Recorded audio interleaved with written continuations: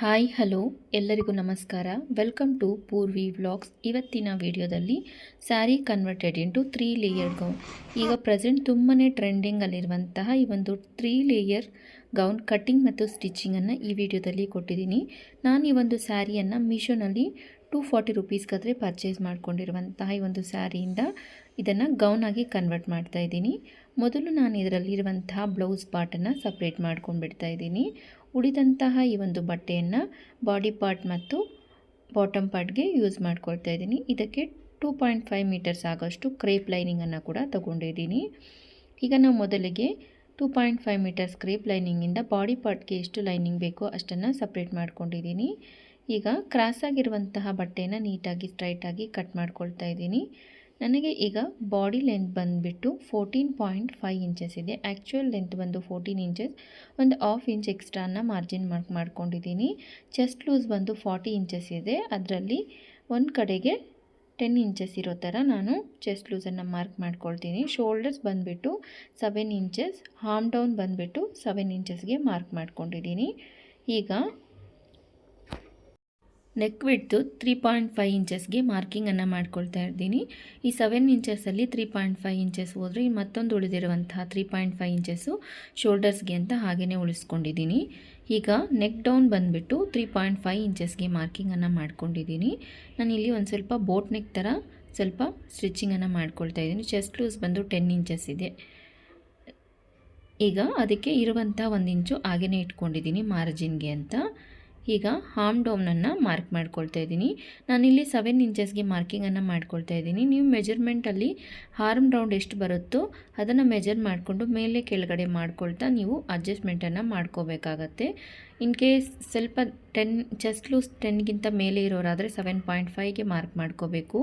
Chest loose 35ಗಿಂತ ಕಡಿಮೆ ಇರೋರಾದರೆ 6.5 ನೋಡ್ಕೊಳ್ತಾ ಹಾರ್ಮೋಲ್ round ಎಷ್ಟಿದೆಯೋ ಅದನ್ನು ನೋಡಿಕೊಂಡು ನಾವು ಈ ಒಂದು ಹಾರ್ಮ್ ಡೌನನ್ನು ಮಾರ್ಕ್ ಮಾಡ್ಕೋಬೇಕು. ಈ ಒಂದು ಕೆಳಗಡೆ 1 ಇಂಚು ಮೇಲ್ಭಾಗಕ್ಕೆ ಮಾರ್ಕಿಂಗನ್ನು ಮಾರ್ಕ್ ಮಾಡಿಕೊಂಡು ಈ ರೀತಿಯಾಗಿ ಕ್ರಾಸಾಗಿ ಕಟ್ ಮಾಡ್ಕೊಳ್ಳೋದ್ರಿಂದ ಫ್ರಾಕ್ ಅನ್ನೋದು ತುಂಬಾ ಚೆನ್ನಾಗಿ ಬರುತ್ತೆ. ಕಂಪಲ್ಸರಿಯಾಗಿ ಈ ಒಂದು 1 ಇಂಚ್ ಎಕ್ಸ್ಟ್ರಾ ಮೇಲಕ್ಕೆ ಮಾರ್ಜಿನ್ ಮಾಡ್ಕೋಬೇಕು. ಈಗ 1 ಇಂಚು ಮೇಲ್ಭಾಗಕ್ಕೆ ಹಾರ್ಮೋಲ್ ಹತ್ರ ಮಾರ್ಕಿಂಗ್ ಮಾಡಿಕೊಂಡು ರೌಂಡನ್ನು ಮಾರ್ಕ್ ಮಾಡ್ಕೊಂಡಿದ್ದೀನಿ.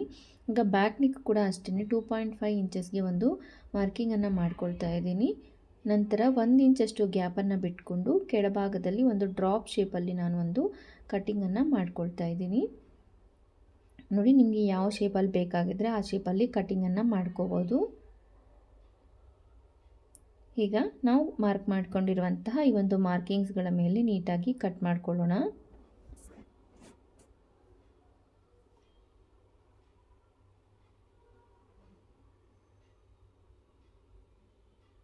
ತುಂಬಾ ಕ್ಲಿಯರಾಗಿ ಎಕ್ಸ್ಪ್ಲೇನ್ ಮಾಡಿದ್ದೀನಿ.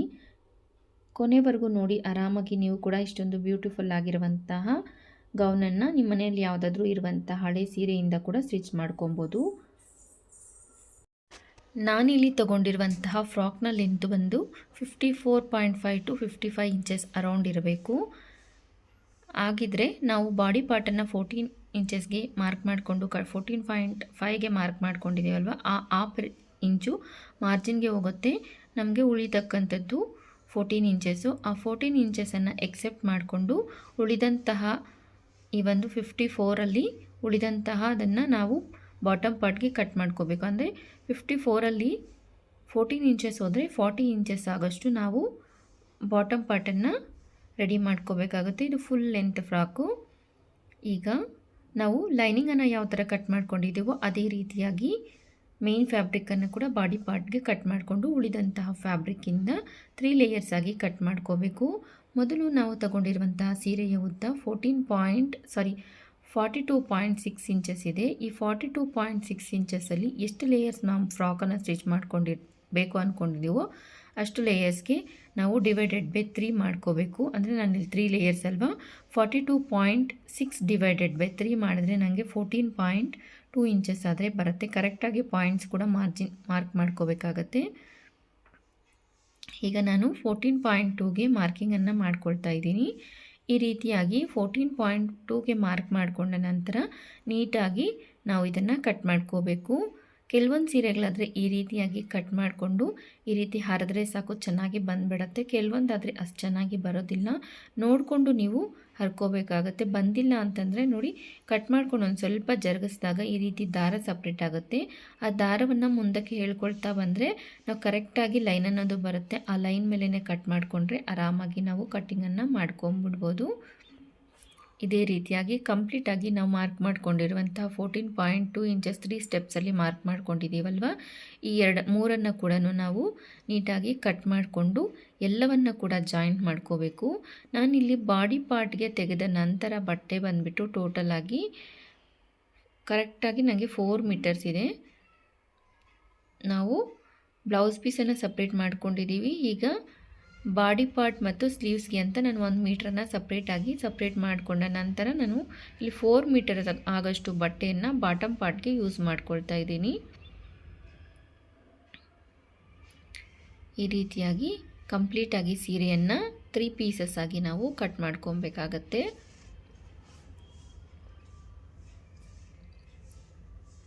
ನಾನಿಲ್ಲಿ ಈ ಫ್ರಾಕಲ್ಲಿ 3 ಲೇಯರ್ಸ್ ಕೂಡ ಸೇಮ್ ಲೆಂತ್ ಇರೋ ಥರ ನೋಡ್ಕೊಳ್ತಾ ಇದ್ದೀನಿ. ಈಗ ನಾವು ತಗೊಂಡಿರುವಂತಹ ಈ 3 ಪೀಸಸನ್ನು ನೀಟಾಗಿ ಜಾಯಿಂಟ್ ಮಾಡ್ಕೋಬೇಕು ಒಂದರ ಮೇಲೆ ಒಂದು. ಇದು ಕಲಂಕಾರಿ ಪ್ರಿಂಟ್ ಅಲ್ವಾ, ಯಾವುದು ರೈಟ್ ಡೈರೆಕ್ಷನಲ್ಲಿ ಬರುತ್ತೆ ಅಂತ ನೋಡಿಕೊಂಡು ನಾವು ಎಲ್ಲ ಡಿಸೈನ್ಸು ಮೇಲ್ಭಾಗಕ್ಕೆ ಇರೋ ಥರನೇ ನೋಡಿಕೊಂಡು ನಾವು ಜಾಯಿಂಟನ್ನು ಮಾಡ್ಕೋಬೇಕಾಗತ್ತೆ. ಈಗ ಈ ಒಂದು 3 ಫ್ಯಾಬ್ರಿಕ್ ಪೀಸಸನ್ನು ಕೂಡ ನಾವು ಜಾಯಿಂಟ್ ಮಾಡಿಕೊಂಡಾಗ ನಮಗೆ ಸೀರೆ ಲೆಂತ್ ಬಂದುಬಿಟ್ಟು 4 ಮೀಟರ್ಸ್ ಇದೆ ಅಲ್ವಾ. ಈಗ ನಾವು ಬಾಡಿ ಪಾರ್ಟ್ಗೆ ತೆಗೆದ ಮೇಲೆ 4 ಮೀಟರ್ಸ್ ಇದೆ. ಈ ಮೂರನ್ನು ಕೂಡ ನಾವು ಜಾಯಿಂಟ್ ಮಾಡಿಕೊಂಡ ಆದ ಮೇಲೆ ನಮಗೆ ಟೋಟಲ್ ಆಗಿ 12 ಮೀಟರ್ಸ್ ಆಫು ಲೆಂತ್ ಆಗಬೇಕು. 12 ಮೀಟರ್ಸ್ ಲೆಂತ್ ಬರುತ್ತೆ ಅಲ್ವಾ. ಈಗ ನಾವು 3 ಲೇಯರ್ಸ್ನ ಯಾವ ಥರ ಕಟ್ ಮಾಡ್ಕೊಳ್ಳೋದು ಅಂತ ನೋಡೋಣ. ನೋಡಿ, ಮೊದಲಿಗೆ 12 ಮೀಟರ್ಸಲ್ಲಿ ಅರ್ಧ ಭಾಗ ಮುಂಭಾಗಕ್ಕೆ, ಅರ್ಧ ಭಾಗ ಹಿಂಭಾಗಕ್ಕೆ ಅಂತ 6 ಮೀಟರ್ಸನ್ನು ಸಪ್ರೇಟ್ ಮಾಡ್ಕೋಬೇಕು. ಇನ್ನೊಂದು 6 ಮೀಟರ್ಸನ್ನು ಸಪ್ರೇಟ್ ಮಾಡ್ಕೋಬೇಕು.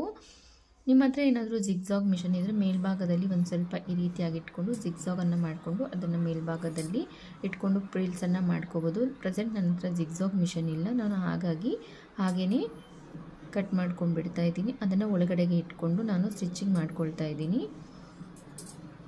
ನೋಡಿ, ಈಗ ಮುಂಭಾಗಕ್ಕೆ 6 ಮೀಟರ್ಸು, ಹಿಂಭಾಗಕ್ಕೆ 6 ಮೀಟರ್ಸ್ ಆಗೋಷ್ಟು ಸಪ್ರೇಟ್ ಮಾಡ್ಕೊಂಡಿದ್ದೀವಲ್ವಾ. ಈಗ ಯಾವ ರೀತಿಯಾಗಿ ನಾವು ಡಿವೈಡ್ ಮಾಡ್ಕೋಬೇಕು ಅಂತ ತೋರಿಸ್ತಾ ಇದ್ದೀನಿ. ನಾವಿಲ್ಲಿ ಮೊದಲ ಲೇಯರ್ಗೆ 1 ಮೀಟರ್ ಆಗೋಷ್ಟು ಬಟ್ಟೆಯನ್ನು ಕಟ್ ಮಾಡ್ಕೋಬೇಕು. ಫ್ರಂಟಿಗೆ 6 ಮೀಟರ್ಸು, ಬ್ಯಾಕಿಗೆ 6 ಮೀಟರ್ಸ್ ಆಗಿದೆ ಅಲ್ವಾ.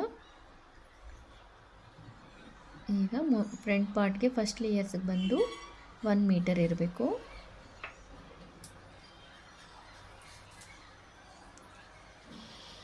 ಸೆಕೆಂಡ್ ಲೇಯರ್ಗೆ ಬಂದು 2 ಮೀಟರ್ಸು. ಥರ್ಡ್ ಲೇಯರ್ಗೆ ಬಂದು 3 ಮೀಟರ್ಸ್ ಬಟ್ಟೆ ಇರೋ ಥರ ನಾವು ಇದನ್ನು ಡಿವೈಡ್ ಮಾಡಿಕೊಂಡು ಕಟ್ ಮಾಡ್ಕೋಬೇಕಾಗತ್ತೆ.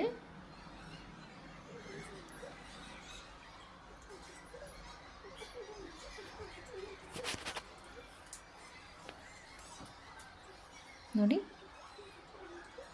4 ಮೀಟರ್ಸನ್ನು 3 ಲೇಯರ್ಸ್ ಆಗಿ ಜಾಯಿಂಟ್ ಮಾಡಿಕೊಂಡಾಗ 12 ಮೀಟರ್ಸ್ ಆಯಿತು. ಅದನ್ನು ಫ್ರಂಟ್ ಪಾರ್ಟ್ಗೆ 3 ಮೀಟರ್ಸು, ಫ್ರಂಟ್ ಪಾರ್ಟ್ಗೆ 6 ಮೀಟರ್ಸು, ಬ್ಯಾಕ್ ಪಾರ್ಟ್ಗೆ 6 ಮೀಟರ್ಸ್ ಆಯಿತು. ಆ ಒಂದು 6 ಮೀಟರ್ಸಲ್ಲಿ ಫಸ್ಟ್ ಲೇಯರ್ ಬಂದು ನೋಡಿ, ಇದು 1 ಮೀಟರ್ ಇದೆ. ಸೆಕೆಂಡ್ ಲೇಯರ್ ಬಂದು ನಾನು 2 ಮೀಟರ್ಸ್ ಆಗೋಷ್ಟು ಕಟ್ ಮಾಡ್ಕೊಳ್ತಾ ಇದ್ದೀನಿ. ಉಳಿದಂಥದ್ದು 3 ಮೀಟರ್ಸನ್ನು ನಾನು ಥರ್ಡ್ ಲೇಯರ್ಗಾಗಿ ಯೂಸ್ ಮಾಡ್ಕೊಳ್ತೀನಿ. ನೋಡಿ, ನಿಮ್ಮ ಹತ್ರ ಜಿಗ್ಜಾಗ್ ಮಿಷನ್ ಇದ್ದರೆ ಎರಡೂ ಕಡೆಯಲ್ಲಿ ಜಿಗ್ಜಾಗ್ ಮಾಡಿಕೊಂಡ್ರೆ ಮೇಲ್ಭಾಗದಲ್ಲಿಂದ ನಾವು ಪ್ರಿಲ್ಸನ್ನು ಇಟ್ಕೊಂಡ್ರೆ ನೋಡಲಿಕ್ಕೆ ಇನ್ನೂ ಲುಕ್ ಅನ್ನೋದು ತುಂಬಾ ಚೆನ್ನಾಗಿರುತ್ತೆ. ನಂತರ ಜಿಗ್ಜಾಗ್ ಮಿಷನ್ ಇಲ್ಲ, ಹೊರಗಡೆ ಜಿಗ್ಜಾಗ್ ಮಾಡಿಸ್ಬೇಕು ಅಂದ್ರೂ ಅರೌಂಡ್ 200 to 250 ಆದರೆ ಕೊಡಲೇಬೇಕಾಗುತ್ತೆ. ಸೊ ಹಾಗಾಗಿ ನಾನು ಸಣ್ಣದಾಗಿ ಗ್ಯಾದರಿಂಗ್ಸನ್ನು ಮಾಡಿಕೊಂಡು ಹಾಗೆಯೇ ಕೂಡ ಡೈರೆಕ್ಟಾಗಿ ಸ್ಟಿಚ್ ಮಾಡ್ಕೊಳ್ತಾ ಇದ್ದೀನಿ. ಹಾಗೆ ಮಾಡಿಕೊಂಡ್ರೆ ಕೂಡ ಚೆನ್ನಾಗೇ ಇರುತ್ತೆ, ಏನೂ ತೊಂದರೆ ಇಲ್ಲ. ಈಗ ನೋಡಿ, 3 ಪಾರ್ಟ್ಸ್ ಆಗಿ ಡಿವೈಡ್ ಮಾಡ್ಕೊಂಡಿದ್ದೀವಲ್ವ, ಅದೇ ರೀತಿಯಲ್ಲಿ ಬ್ಯಾಕ್ ಪಾರ್ಟ್ಗೆ ಕೂಡ 1 ಮೀಟರ್, 2 ಮೀಟರ್, 3 ಮೀಟರ್ಸನ್ನು ನಾವು ಡಿವೈಡ್ ಮಾಡ್ಕೊಂಡಿದ್ದೀವಿ. ಈಗ ನಾವು ಸ್ಟಿಚ್ಚಿಂಗನ್ನು ಯಾವ ಥರ ಮಾಡ್ಕೊಳ್ಳೋದು ಅಂತ ನೋಡ್ಕೊಳ್ಳೋಣ. ನಂತರ ನಾವು ಬಾಟಮ್ ಪಾರ್ಟ್ಗೆ ಲೈನಿಂಗನ್ನು ಕಟ್ ಮಾಡ್ಕೊಳ್ಳೋಣ.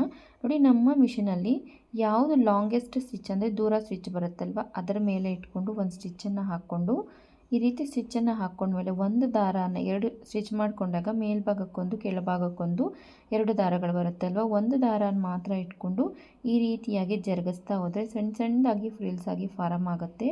ನಿಮ್ಗೆ ಈ ರೀತಿಯಲ್ಲಿ ಇಷ್ಟ ಇಲ್ಲ ಅಂತಂದರೆ ಕೂಡ ಆರಾಮಾಗಿ ನೀವು ಸಣ್ಣ ಸಣ್ಣದಾಗಿ ಫ್ರಿಲ್ಸನ್ನು ಇಟ್ಕೋಬೋದು. ಈ ರೀತಿಯಾಗಿ ಮಾಡಿಕೊಂಡ್ರೆ ಕೂಡ ಆರಾಮಾಗಿ ಆಗುತ್ತೆ, ತುಂಬ ಚೆನ್ನಾಗಿ ಕೂಡ ಬರುತ್ತೆ. ಒಂದು ದಾರಾನ ಇಟ್ಕೊಂಡು ಈ ರೀತಿಯಾಗಿ ಜರುಗಿಸ್ಕೊಳ್ತಾ ನಾವು ಫಸ್ಟ್ ಲೇಯರ್ 1 ಮೀಟರ್ ಇದೆ ಅಲ್ವಾ, ಆ 1 ಮೀಟರ್ಗೆ 2 ಮೀಟರ್ ಬಟ್ಟೆ ಅಡ್ಜಸ್ಟ್ ಆಗೋ ಥರ ಸೆಕೆಂಡ್ ಲೇಯರ್ದು ಫ್ರಿಲ್ಸನ್ನು ಇಟ್ಕೋಬೇಕು. ಅಂದರೆ 1 ಮೀಟರ್ ಆಗೋಷ್ಟು ಸಣ್ಣ ಸಣ್ಣ ಫ್ರಿಲ್ಸನ್ನು ಇಟ್ಬಿಡಬೇಕು. 2 ಮೀಟರ್ ಇರೋ ಬಟ್ಟೆ 1 ಮೀಟರ್ ಅಷ್ಟು ರೆಡ್ಯೂಸ್ ಮಾಡಬೇಕು ನಾವು. ಅದೇ ರೀತಿಯಾಗಿ ಥರ್ಡ್ ಲೇಯರ್ ಕೂಡ ಅಷ್ಟೇ. ಸೆಕೆಂಡ್ ಲೇಯರ್ 2 ಮೀಟರ್ಸ್ ಇದೆ ಅಲ್ವಾ, 1 ಮೀಟರ್ ಆಗೋಷ್ಟು ನಾವು ಗ್ಯಾದರಿಂಗ್ಸನ್ನು ಮಾಡ್ಕೋಬೇಕು. 2 ಮೀಟರ್ ಆಗೋಷ್ಟು ಬಟ್ಟೆಯನ್ನು ಹಾಗೆಯೇ ಉಳಿಸ್ಕೋಬೇಕು. ಈ ರೀತಿಯಾಗಿ ಜರುಗಿಸ್ಕೊಳ್ತಾ ನಾವು 1 ಮೀಟರ್ ಬಟ್ಟೆಗೆ ಫಸ್ಟ್ ಲೇಯರ್ಗೆ ಅಡ್ಜಸ್ಟ್ ಆಗೋ ಥರ ಗ್ಯಾದರಿಂಗ್ಸನ್ನು ಒಂದು ಅಂದಾಜು ಮೇಲೆ ಜರುಗಿಸ್ಕೊಂಬಿಟ್ಟು ನಾವು ಸ್ಟಿಚ್ ಮಾಡ್ಕೊಳೋವಾಗ ಕೂಡ ಅಡ್ಜಸ್ಟ್ ಮಾಡ್ಕೋಬೋದು.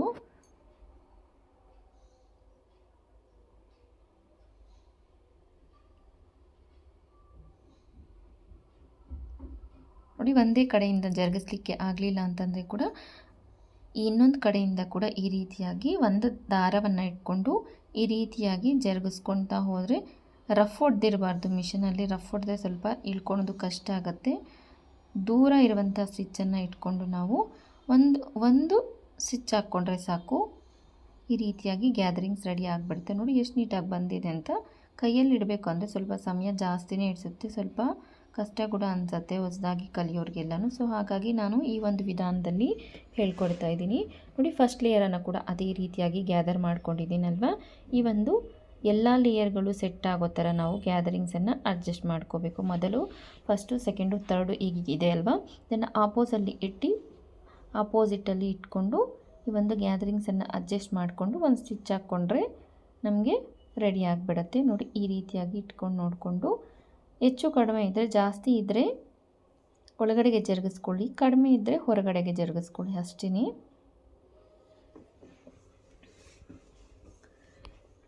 ಈ ರೀತಿಯಾಗಿ ಸೆಟ್ ಮಾಡಿಕೊಂಡು ಮೇಲ್ಭಾಗದಿಂದ ಒಂದು ಸ್ಟಿಚ್ಚನ್ನು ಹಾಕ್ಕೊಂಡ್ರೆ ಸಾಕಾಗತ್ತೆ. ಅಂದರೆ ಎರಡು ಬಟ್ಟೆಗಳು ರೈಟ್ ಡೈರೆಕ್ಷನಲ್ಲಿ ಇಟ್ಕೊಂಡ್ರೆ ಆವಾಗ ಸ್ಟಿಚ್ ಅನ್ನೋದು ಒಳಗಡೆಗೆ ಬರುತ್ತೆ.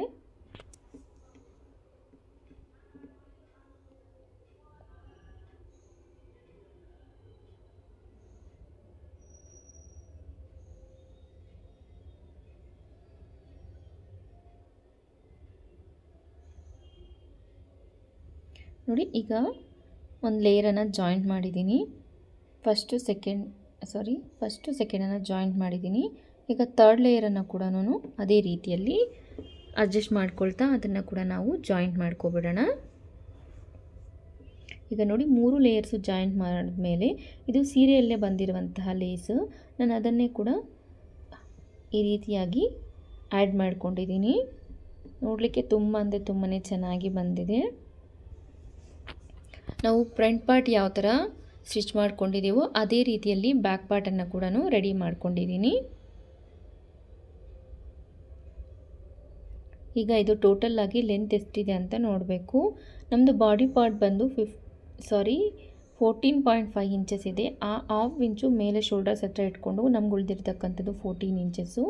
ಇಲ್ಲಿ ಬಾಡಿ ಪಾರ್ಟು ನಾವು ಜಾಯಿಂಟ್ಸ್ ಎಲ್ಲ ಮಾಡ್ಕೊಂಡ್ಮೇಲೆ ಬಾಟಮ್ ಪಾರ್ಟು ಕರೆಕ್ಟಾಗಿ 40 ಇಂಚಸ್ ಬಂದಿದೆ ಅಷ್ಟೇ, 40.5 ಇಂಚಸ್ ಬಂದಿದೆ. ಆ ಹಾಫ್ ಇಂಚು ಕೆಳಗಡೆ ಫೋಲ್ಡಿಂಗ್ ಮಾಡ್ಕೊಂಡು ಸ್ಟಿಚ್ ಮಾಡಿಕೊಂಡ್ರೆ 40 ಬರುತ್ತೆ. ನಮಗೆ ಕರೆಕ್ಟಾಗಿ 54 to 55 ಅಂದೆ ಅಲ್ವಾ, ಕರೆಕ್ಟಾಗಿ 54 ಇಂಚಸ್ ಬರುತ್ತೆ. ನಾವು ಯಾವುದೇ ರೀತಿ ಎಕ್ಸ್ಟ್ರಾ ಕಟ್ಟಿಂಗ್ಸನ್ನು ಮಾಡ್ಕೊಳ್ಳೋಂಥ ಅವಶ್ಯಕತೆ ಇಲ್ಲ. ಇನ್ ಕೇಸ್ 1 ಇಂಚು ಅರ್ಧ ಇಂಚು ಎಕ್ಸ್ಟ್ರಾ ಬಂದರೆ ಕೆಳಗಡೆ ಫೋಲ್ಡ್ ಮಾಡಿಕೊಂಡ್ರೆ ಸಾಕು. ನಾವಿರುವಂತಹ ಲೈನಿಂಗಲ್ಲಿ ಡಬಲ್ ಮಾಡಿಕೊಂಡು ಕಟ್ ಮಾಡ್ಕೊಳ್ತಾ ಇದ್ದೀನಿ. ನಾನು ಲೈನಿಂಗನ್ನು ಕೂಡ ಸಪ್ರೇಟಾಗಿ ಎಕ್ಸ್ಟ್ರಾ ಕಟ್ ಮಾಡೋಷ್ಟಿಲ್ಲ, ಉಳಿದಿರೋಂಥದ್ದನ್ನು ಕೆಳಗಡೆ ಫೋಲ್ಡ್ ಮಾಡಿಕೊಂಡು ಸ್ಟಿಚ್ ಮಾಡ್ಕೊಂಡು ಬಿಡ್ತೀನಿ. 1-2 ಇಂಚ್ ಎಕ್ಸ್ಟ್ರಾ ಇದೆ ಅಷ್ಟೇ.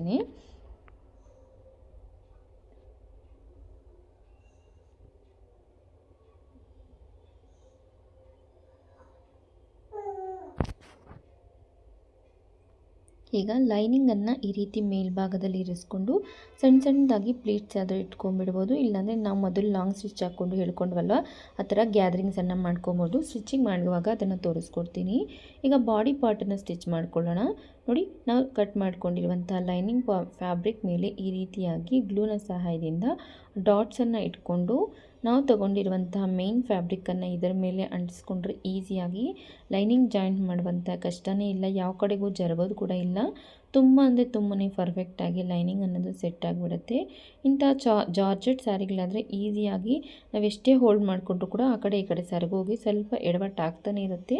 ಅದ್ರ ಬದಲಿಗೆ ಈ ರೀತಿಯಾಗಿ ಗಮ್ ಹಾಕಿ ಅಂಟಿಸ್ಕೊಂಡು ಮೇಲ್ಭಾಗದಿಂದ ಒಂದು ಸ್ವಲ್ಪ ಐರನ್ ಬಾಕ್ಸಲ್ಲಿ ಒಂದು ಸ್ವಲ್ಪ ಹಿಟ್ಟು ಕೊಟ್ಟು ಐರನ್ ಮಾಡಿಕೊಂಡ್ರೆ ಸಾಕು, ಕರೆಕ್ಟಾಗಿ ಅಟ್ಯಾಚ್ ಆಗಿಬಿಡುತ್ತೆ. ತುಂಬ ಅಂದರೆ ತುಂಬಾ ಆರಾಮಾಗಿ ಕೆಲಸ ಆಗಿಬಿಡುತ್ತೆ. ಈ ಒಂದು ಕೆಲಸನ ನೀವು ಬ್ಲೌಸಸ್ಗಾದರೂ ಡ್ರೆಸ್ ಸ್ಟಿಚ್ ಮಾಡುವಾಗಾದರೂ ಯಾವಾಗಾದರೂ ಕೂಡ ಆರಾಮಾಗಿ ಲೈನಿಂಗನ್ನು ಈ ರೀತಿಯಲ್ಲಿ ಜಾಯಿಂಟ್ ಮಾಡ್ಕೊಳ್ಳಿ.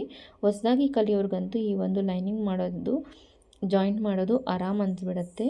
ಒಂದು ಸ್ವಲ್ಪ ಕೂಡ ಕಷ್ಟ. ನೋಡಿ ಎಷ್ಟು ಚೆನ್ನಾಗಿ ಅಟ್ಯಾಚ್ ಆಗಿದೆ ಲೈನಿಂಗ್ ಅಂತ. ಈಗ ನಾವು ನೆಕ್ಕನ್ನು ಸ್ಟಿಚ್ ಮಾಡ್ಕೊಳ್ಲಿಕ್ಕೆ ನಮ್ಮ ನೆಕ್ ಯಾವ ಶೇಪಲ್ಲಿ ಇದೆಯೋ ಅದೇ ಶೇಪಲ್ಲಿ ಪೇಪರ್ ಕ್ಯಾನ್ವಾಸನ್ನು ಬಟ್ಟೆ ಮೇಲೆ ಇಟ್ಕೊಂಡು ಐರನ್ ಮಾಡ್ಕೊಬೋದು, ಇಲ್ಲಾಂದರೆ ಸ್ಟಿಚ್ ಹಾಕ್ಕೋಬೋದು. ನಂತರ ಸೇಮ್ ಕಲರ್ ಬಟ್ಟೆ ಖಾಲಿ ಆಗಿದೆ, ಸೊ ಹಾಗಾಗಿ ನಾನು ಬೇರೆ ಕಲರನ್ನು ಯೂಸ್ ಮಾಡ್ತಾಯಿದ್ದೀನಿ. ನೀವು ಆದಷ್ಟು ಸೇಮ್ ಕಲರ್ ಇರೋ ಥರ ನೋಡ್ಕೊಳ್ಳಿ. ನೋಡಿ, ಈ ರೀತಿಯಾಗಿ ನೆಕ್ ಮೇಲೆ ಇಟ್ಕೊಂಡು ಸ್ಟಿಚ್ಚನ್ನು ಹಾಕ್ಕೊಂಡು ಎಕ್ಸ್ಟ್ರಾ ಇರುವಂತಹ ಬಟ್ಟೆಯನ್ನು ಕಾಟ್ ಮಾಡಿಕೊಂಡು ಒಳಗಡೆಗೆ ಮಡಚ್ಕೊಂಡು ಮೇಲ್ಭಾಗದಿಂದ ಒಂದು ಸ್ಟಿಚ್ಚನ್ನು ಹಾಕ್ಕೊಂಡ್ರೆ ನಮಗೆ ನೆಕ್ ಅನ್ನೋದು ರೆಡಿ ಆಗಿಬಿಡತ್ತೆ.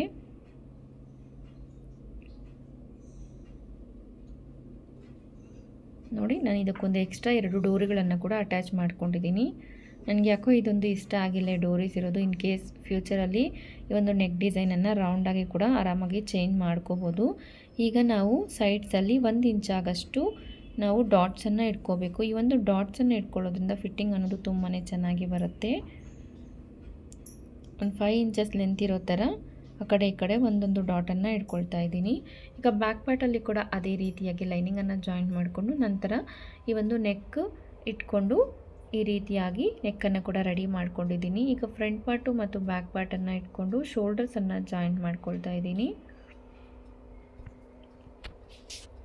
ನಿಮಗೆ ಇನ್ ಕೇಸ್ ಏನಾದರೂ ಡೌಟ್ ಬಂದಿದ್ದರೆ ನನಗೆ ಕಾಮೆಂಟ್ ಮಾಡಿ, ಖಂಡಿತ ನಾನು ಆದಷ್ಟು ಬೇಗನೆ ಕ್ಲಿಯರ್ ಮಾಡಲಿಕ್ಕೆ ಟ್ರೈ ಮಾಡ್ತೀನಿ. ಈಗ ನಾನಿಲ್ಲಿ ಬಲೂನ್ ಸ್ಲೀವ್ಸನ್ನು ಸ್ಟಿಚ್ ಮಾಡ್ಕೊಳ್ಳೋಣ ಅಂತ ಪ್ಲ್ಯಾನ್ ಮಾಡ್ಕೊಂಡಿದ್ದೀನಿ. ನೋಡಿ, ನಮಗೆ ಹಾರ್ಮೋಲ್ ಲೂಸ್ ಎಷ್ಟಿದೆಯೋ ಅಲ್ಲಿಗೆ ಒಂದು ಮಾರ್ಕಿಂಗನ್ನು ಮಾಡಿಕೊಂಡು ಎಕ್ಸ್ಟ್ರಾ ಇರುವಂಥ ಬಟ್ಟೆ ಎಷ್ಟಿದೆ ಅಂತ ಮೆಜರ್ ಮಾಡ್ಕೋಬೇಕು. ನೋಡಿ, ನನಗಿಲ್ಲಿ 5 ಇಂಚಸ್ ಆಗಷ್ಟು ಎಕ್ಸ್ಟ್ರಾ ಬಟ್ಟೆ ಇದೆ. ಆ ಒಂದು 5 ಇಂಚಸ್ಸನ್ನು ಇಲ್ಲಿ ಮಾರ್ಕಿಂಗ್ ಮಾಡ್ಕೊಳ್ತಾ ಇದ್ದೀನಿ. ಈ ಒಂದು 5 ಇಂಚಸ್ಸು ನಾವು ಪ್ಲೀಟ್ಸನ್ನು ಇಟ್ಕೊಳ್ಲಿಕ್ಕೆ ನಮಗೆ ಹಾರ್ಮೋಲ್ನ ಸುತ್ತಳತೆ ಎಷ್ಟಿದೆಯೋ ಅಷ್ಟನ್ನು ಎಕ್ಸ್ಟ್ರಾ ಬಿಟ್ಕೊಂಡು ಮುಂಭಾಗದಲ್ಲಿ ಪ್ಲೀಟ್ಸ್ಗೆ ಬಿಟ್ಕೊಂಡು ಉಳಿದಂಥದ್ದನ್ನು ಆಪೋಸಿಟಲ್ಲಿ ಮಾರ್ಕ್ ಮಾಡ್ಕೋಬೇಕಾಗುತ್ತೆ. ನೋಡಿ, ಮೊದಲಿಗೆ ನಮಗೆ ಹಾರ್ಮೋಲ್ ಎಷ್ಟು ಸುತ್ತಳತೆ ಇದೆಯೋ ಅಷ್ಟಿಗೆ ಮಾರ್ಕ್ ಮಾಡಿಕೊಂಡು ಆಪೋಸಿಟಲ್ಲಿ ಎಷ್ಟಿದೆಯೋ ಅದನ್ನು ಮತ್ತೆ ಫ್ರಂಟಲ್ಲಿ ಮಾರ್ಕ್ ಮಾಡ್ಕೋಬೇಕು. ಈಗ ಉದ್ದ ಬಂದುಬಿಟ್ಟು ನಾನು 14 ಇಂಚಸ್ಗೆ ಇಟ್ಕೊಳ್ತಾ ಇದ್ದೀನಿ. ಈಗ ಅದಕ್ಕಿಂತ 14 ಇಂಚಸಲ್ಲಿ 3 ಇಂಚಸನ್ನು ಡೌನ್ ಮಾಡಿಕೊಂಡು 11ಗೆ ಹಾರ್ಮ್ ಡೌನನ್ನು ಮಾರ್ಕ್ ಮಾಡ್ಕೊಳ್ತಾ ಇದ್ದೀನಿ. ನಿಮಗೆ ಈ ಒಂದು ಸ್ಲೀವ್ಸು ಡಿಸೈನ್ ಕಟ್ಟಿಂಗ್ ಅರ್ಥ ಆಗಿಲ್ಲ ಅಂದರೆ ಹೇಳಿ, ನಾನು ಸಪ್ರೇಟಾಗಿ ಮತ್ತೊಂದು ವಿಡಿಯೋನ ಮಾಡ್ತೀನಿ. ಈಗ ನಾವು ಪ್ಲೀಟ್ಸ್ಗೆ ಬಿಟ್ಕೊಂಡಿದ್ದೀವಲ್ವ, ಅಲ್ಲಿಂದ ಕೆಳಭಾಗಕ್ಕೆ ನಾವು ಸ್ಲೀವನ್ನು ಕಟ್ ಮಾಡ್ಕೋಬೇಕು. ಅಲ್ಲಿಂದ ನೋಡಿ, ಈ ಕತ್ರಿ ಇದೆ ಅಲ್ವ, ಇಲ್ಲಿಂದ ಕೆಳಭಾಗಕ್ಕೆ ನಾವು ಸ್ಲೀವನ್ನು ಕಟ್ ಮಾಡ್ಕೋಬೇಕು.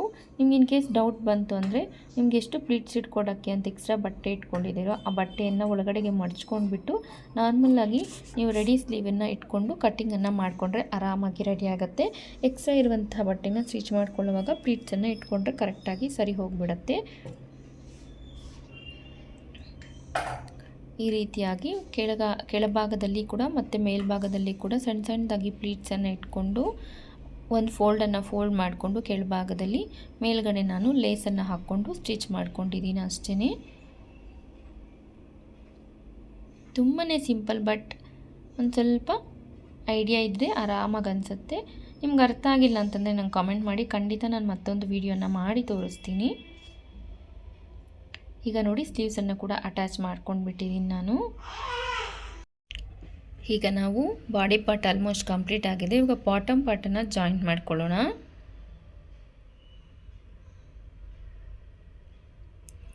ನೋಡಿ, ನಾವು 3 ಲೇಯರ್ಸ್ ಜಾಯಿಂಟ್ ಮಾಡ್ಕೊಂಡಿದ್ದೀವಲ್ವ, ಅದನ್ನು ಈ ರೀತಿ ಮೇಲ್ಭಾಗದಿಂದ ಈ ರೀತಿಯಾಗಿ ಇಟ್ಕೊಂಡು ನಾವು ಒಂದು ದಾರನ, ಅಂದರೆ ನಾನು ಫಸ್ಟಲ್ಲೇ ಹೇಳಿದೆ ಅಲ್ವಾ, ಮಿಷಿನಲ್ಲಿ ನಮಗೆ ಲಾಸ್ಟ್ ಸ್ಟಿಚ್ ಅಂದರೆ ಲಾಂಗ್ ಸ್ಟಿಚ್ ಯಾವುದಿರುತ್ತೋ ಅದನ್ನು ಇಟ್ಕೊಂಡಿರ್ತೀವಲ್ವ, ಆ ದಾರವನ್ನು ಹಾಗೆಯೇ ಇಟ್ಕೊಂಡಿರಬೇಕು. ಒಂದು ಎಳೆಯನ್ನು ಇಟ್ಕೊಂಡು ಈ ರೀತಿಯಾಗಿ ಜರುಗಿಸ್ಕೊಳ್ತಾ ಇದ್ದರೆ ನಮಗೆ ಎಷ್ಟು ಬೇಕೋ ಅಷ್ಟು ಅಡ್ಜಸ್ಟ್ ಮಾಡ್ಕೊಬೋದು. ಜಾಸ್ತಿ ಇದ್ದರೆ ಒಳಗಡೆ ಮಾಡ್ಕೊಳ್ಳೋದು, ಕಡಿಮೆ ಇದ್ದರೆ ಹೊರಗಡೆ ಮಾಡಿಕೊಂಡ್ರೆ ಆರಾಮಾಗಿ ರೆಡಿ ಆಗುತ್ತೆ. ಈಗ ಮೇಲ್ಭಾಗದಿಂದ ಒಂದು ಸ್ಟಿಚ್ಚನ್ನು ಕೂಡ ಹಾಕ್ಕೊಂಡಿದ್ದೀನಿ. ನೋಡಿ, ಈ ರೀತಿಯಾಗಿ ರೆಡಿ ಆಗಿದೆ. ಇದೇ ರೀತಿಯಲ್ಲಿ ನಾವು ಬ್ಯಾಕ್ ಪಾರ್ಟಲ್ಲಿ ಕೂಡ ಸ್ಟಿಚ್ಚಿಂಗನ್ನು ಮಾಡ್ಕೊಳ್ಳೋಣ. ಈಗ ಬ್ಯಾಕ್ ಪಾರ್ಟ್ದು ಕೂಡ ಸ್ಟಿಚ್ಚಿಂಗ್ ಆಗಿದೆ. ಈಗ ಲೈನಿಂಗನ್ನು ಜಾಯಿಂಟ್ ಯಾವ ಥರ ಮಾಡ್ಕೊಳ್ಳೋದು ಅಂತ ನೋಡೋಣ. ನೋಡಿ, ಈ ರೀತಿಯಾಗಿ ಅಪೋಸಿಟ್ ಡೈರೆಕ್ಷನಲ್ಲಿ ಇಟ್ಕೊಂಡು ಸ್ಟಿಚ್ ಮಾಡ್ಕೊಳ್ಳೋದ್ರಿಂದ ಈ ಒಂದು ಖರ್ಚು ಅನ್ನೋದು ಖರ್ಚಿಗೆ ಬಿಟ್ಕೊಂಡಿರ್ತೀವಿ, ಅದು ಒಳಗಡೆ ಹೋಗಿ ನೀಟಾಗಿ ಫಿನಿಶಿಂಗ್ ಅನ್ನೋದಿರುತ್ತೆ ಅಷ್ಟೇ. ಇಲ್ಲ ನಿಮ್ಗೆ ಈ ರೀತಿ ಆಗಿಲ್ಲ ಅಂದರೆ ಕೂಡ ನಾವು ಫಸ್ಟು ಮೇನ್ ಪಾರ್ಟ್ ಯಾವ ಥರ ಇಟ್ಕೊಂಡು ಅದೇ ರೀತಿಯಲ್ಲಿ ಇಟ್ಕೊಂಡು ಕೂಡ ಸ್ಟಿಚ್ಚಿಂಗನ್ನು ಮಾಡ್ಕೋಬೋದು. ನೋಡಿ, ಈ ರೀತಿಯಾಗಿ ಇರಿಸ್ಕೊಂಡು ನಮಗೆ ಎಕ್ಸ್ಟ್ರಾ ಇರುವಂತಹ ಬಟ್ಟೆಯನ್ನು ಸಣ್ಣದಾಗಿ ಪ್ಲೀಟ್ಸ್ ಆಗಾದರೂ ಇಟ್ಕೊಬೋದು, ಇಲ್ಲಾಂದರೆ ಗ್ಯಾದರಿಂಗ್ಸ್ ಥರ ಆದರೂ ಮಾಡಿಕೊಂಡು ಅಡ್ಜಸ್ಟ್ ಮಾಡಿಕೊಂಡು ಹೊಲ್ಕೋಬೇಕಷ್ಟೇ.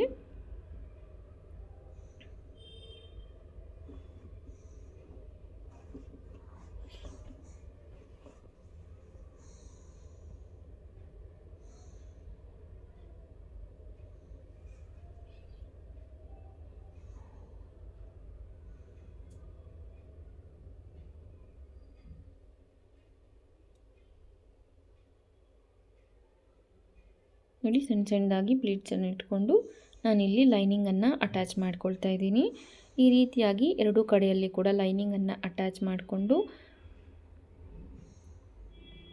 ನಂತರ ನಮ್ಮ ಬಾಡಿ ಫಿಟ್ಟಿಂಗ್ಗೆ ಸರಿ ಹೋಗೋ ಥರ ನಾವು ಸ್ಟಿಚಸನ್ನು ಹಾಕ್ಕೊಂಡ್ರೆ ಈ ಒಂದು 3 ಲೇಯರ್ಸ್ ಫ್ರಾಕ್ ಅನ್ನೋದು ರೆಡಿ ಆಗಿಬಿಡುತ್ತೆ.